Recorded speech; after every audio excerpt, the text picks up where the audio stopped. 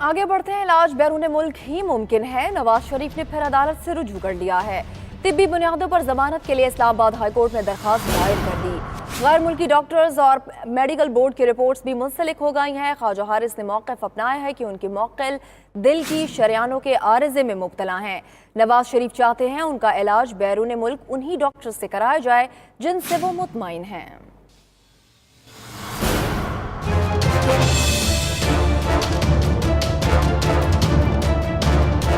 नवाज शरीफ ने एक मरतबा फिर इस्लामाबाद हाई कोर्ट का दरवाजा खटखटा दिया। तिब्बी बुनियादों पर जमानत के लिए दरख्वास्त दायर कर दी। 12 तिब्बी माहिरीन, 5 मुख्तलिफ medical board, sugar blood pressure की रिपोर्ट्स भी मुंसलिक। ख्वाजा हारिस ने मौक़िफ़ अपनाया कि इनके मुवक्किल दिल की शरियानों के आर्जे में मुब्तला हैं। दरख्वास्त में बताया गया कि 6 हफ्ते की जमानत के दौरान टेस्ट भी जानलेवा मर्ज को जाहिर कर रहे हैं। शरियानों के आर्जे के सबब हार्ट अटैक का खदशा भी जाहिर कर दिया। दरख्वास्त में वाज़ेह किया गया कि पाकिस्तान और बैरून मुल्क के तमाम डॉक्टर्स मुत्तफिक हैं कि जेल में नवाज शरीफ का इलाज मुमकिन नहीं। नवाज शरीफ चाहते हैं उनका इलाज बैरून मुल्क इन्हीं डॉक्टर से कराया जाए जिनसे वो मुतमईन हैं।